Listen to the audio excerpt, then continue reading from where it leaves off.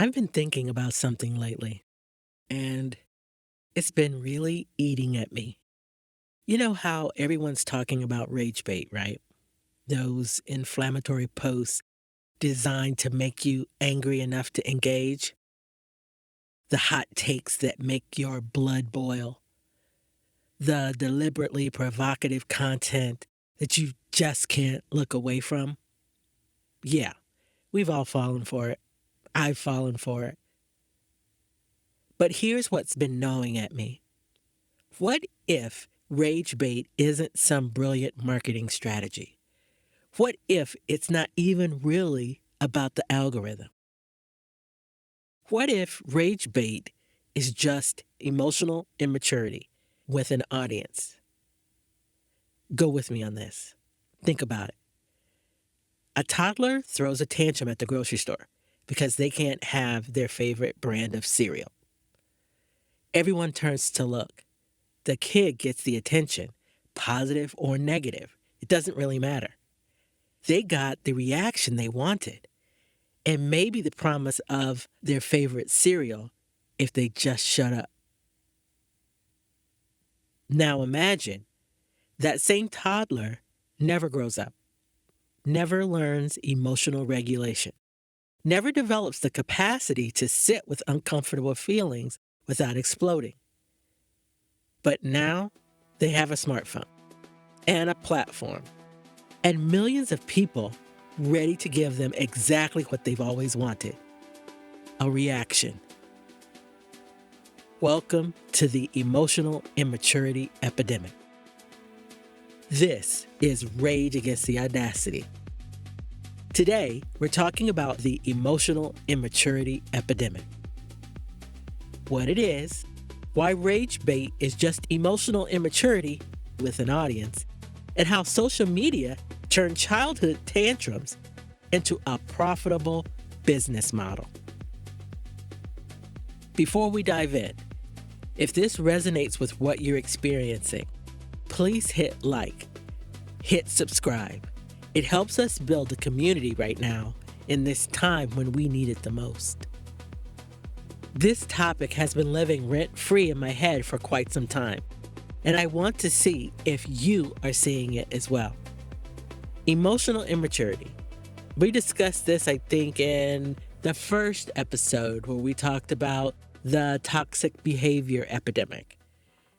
In that episode, we mentioned that it's one of those things that flies completely under the radar because we operate on an assumption that as people get older, as children become adults and they mature, someone who's 30, 40, 50 years old, they would become emotionally mature, right? We assume that these people have grown and continue to work on themselves as they get older. We think they have grown into having some self-awareness and that they can handle basic human interaction without melting down. And then the rug gets pulled right out from under your ass. The next thing you're suddenly dealing with is a grown-ass adult who has the emotional regulation of a 5-year-old. And you're left standing there thinking, what the fuck just happened? Here's the thing about emotional immaturity. It has deep roots, deep, very deep roots. And most of it traces back to childhood. Maybe they experienced trauma that froze their development at a certain age. Maybe they were neglected and never learned how to process difficult emotions. Maybe they had inconsistent parenting where their moods were catered to instead of being taught accountability. Or, and this is a pretty big one right here, maybe they were rewarded for their emotional volatility. Maybe they learned early on that throwing tantrums and throwing a fit got them the results that they wanted. They realized that manipulation works, that other people will manage their feelings for them if they just refuse hard enough to do it for themselves. Whatever the cause, the result is basically the same. Adults who are stuck, emotionally stunted, incapable of self reflection or genuine empathy, living their entire lives reacting instead of responding. And here's where it gets pretty insidious. Social media supercharged this whole dynamic because now these emotionally immature adults have discovered something magical, an entire economy built on their dysfunction. Rage bait isn't just a content strategy.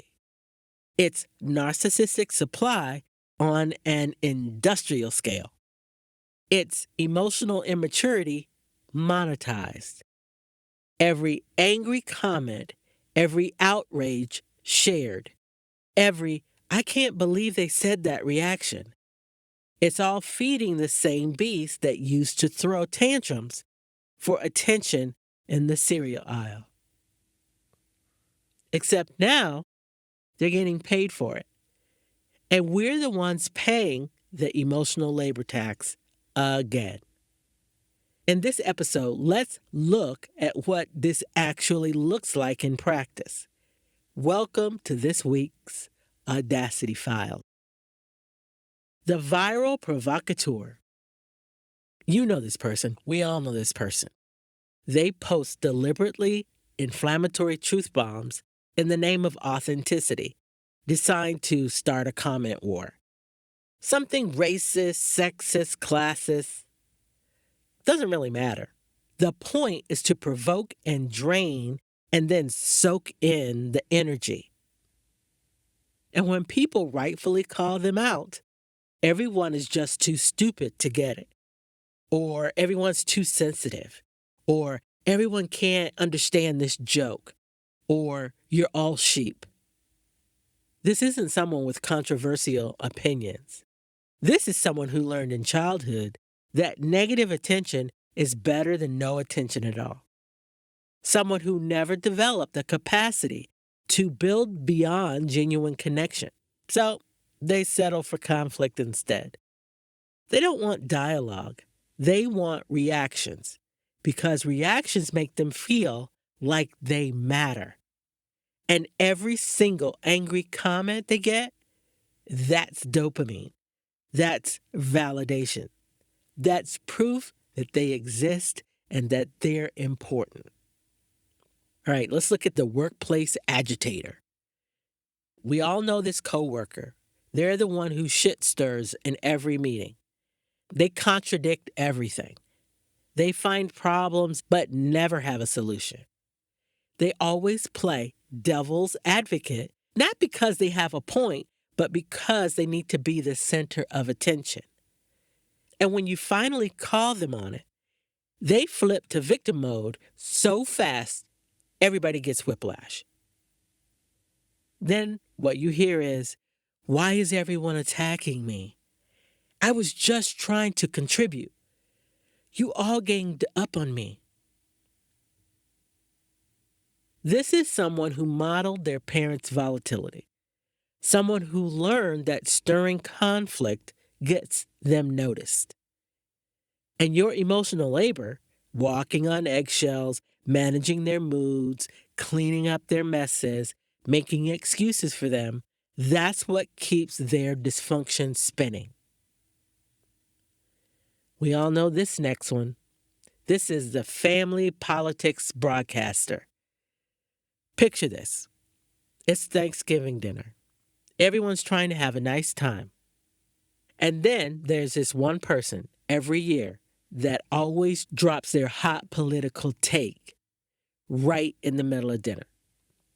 Not because they have something meaningful to contribute, not because they want actual discussion. They need to flex. They need to prove that they're in the know. They need that spotlight. They want everybody's head at the dinner table to turn to them. So, you wade in and you ask a simple question. How'd you land on that perspective? Watch what happens. Immediate defensiveness. Why are you attacking me? Why are you challenging me? Why is everyone here so sensitive? I can't even have an opinion in this family. We've all seen it. They're rage baiting.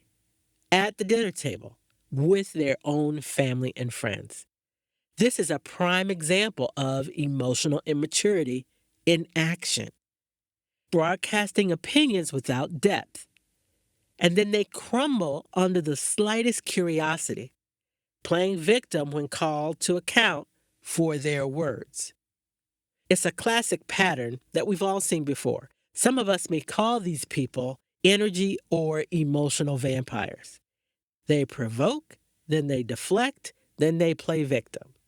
Wash, rinse, repeat forever at every Thanksgiving dinner, at every family function. These aren't anomalies. This is what happens when emotional maturity meets an attention economy. When childhood patterns get weaponized. When adults who never learned regulation discover that they can get paid in real money or attention for staying exactly as stunted as they've always been. Here's what really gets me about all this.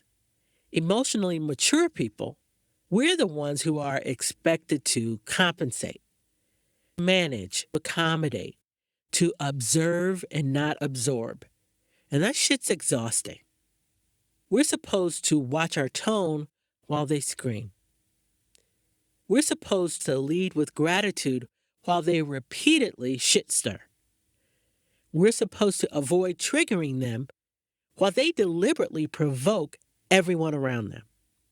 We do the work, the self-reflection, the therapy, the accountability, all the things, and they get to stay exactly as they are because it fucking works.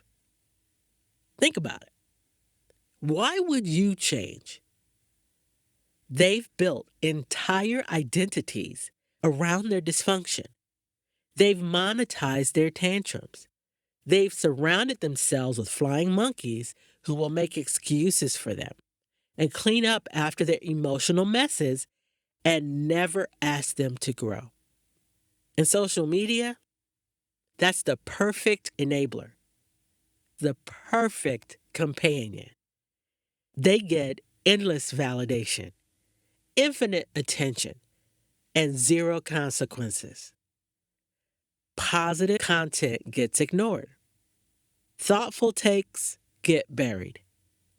But rage bait goes viral because the algorithm doesn't reward maturity.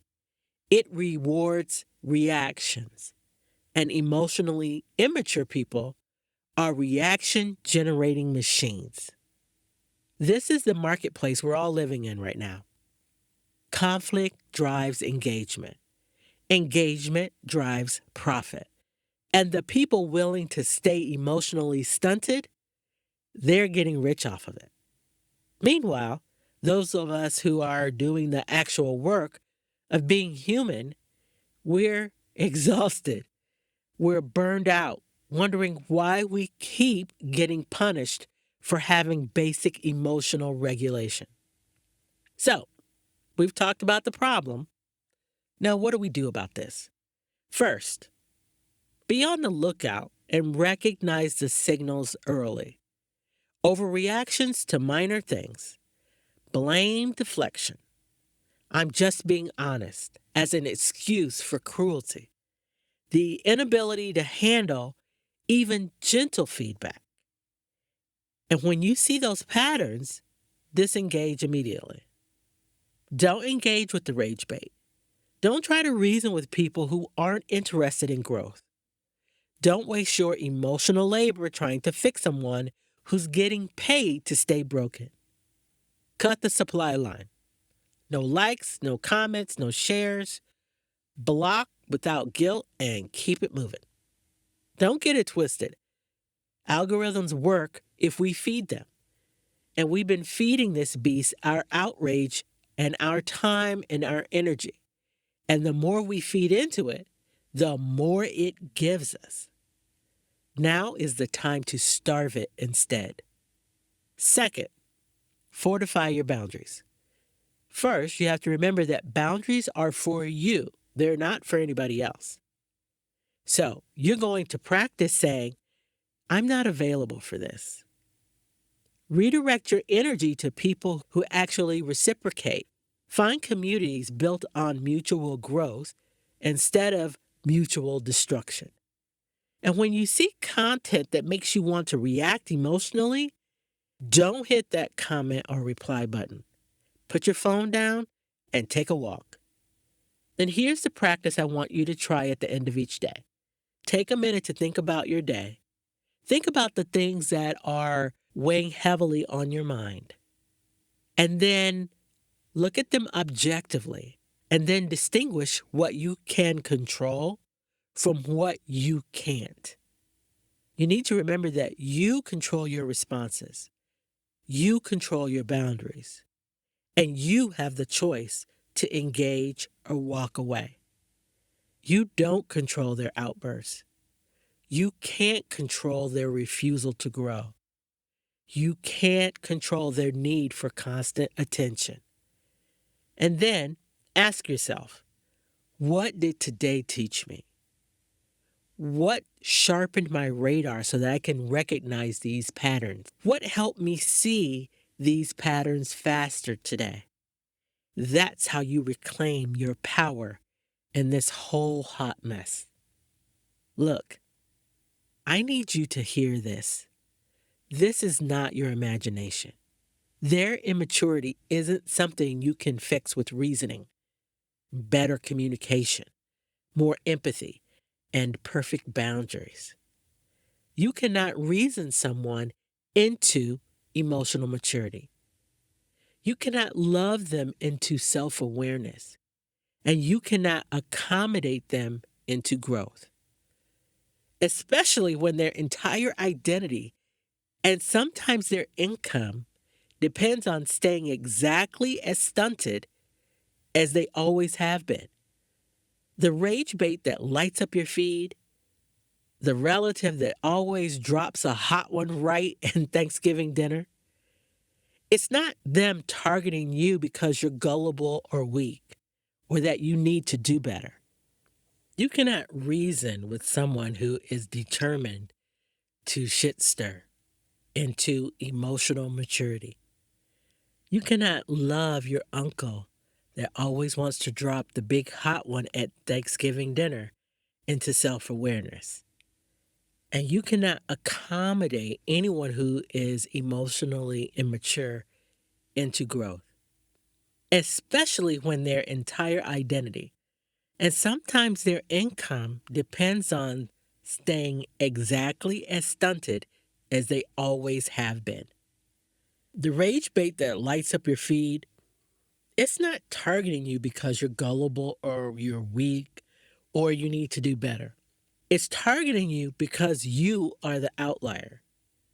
You are emotionally regulated in a world that rewards volatility. You're self-aware in a culture that profits from dysfunction. You're not the problem. You're the threat. Because you represent what they refuse to become. And here's your permission. You're not responsible for their emotional regulation. You're not required to engage with their provocations. You're not obligated to clean up their messes, make excuses for their behavior, manage their moods, or explain basic human decency to people who weaponize their ignorance. Set your boundaries, protect your energy, and grab some popcorn and a cocktail, a soda if you don't partake, and watch what happens when you stop feeding the cycle. Because emotional immaturity only thrives when emotionally mature people keep compensating for it. The emperor's been naked this whole time. Now you can finally walk away. This is your space where your frustration finally makes sense, where we stop pretending that their dysfunction is something you caused or that you can cure, where we acknowledge that some people really are choosing the extinction burst and to stay stuck, and that's not your problem to solve. For people tired of being everyone's emotional janitor, this is Rage Against the Audacity. Please hit like, hit subscribe, and get this out there to people who need it right now. Drop a comment so when they get here, they can see that they are not alone. Next time, we're diving deep into rage bait. We're going to talk more about how rage bait has become a business model that is cashing in on the emotional immaturity epidemic. Until then, remember, you have permission to protect your peace and your energy. This is Rage Against the Audacity. This is your space where that chaos you're experiencing finally makes sense. See you next time.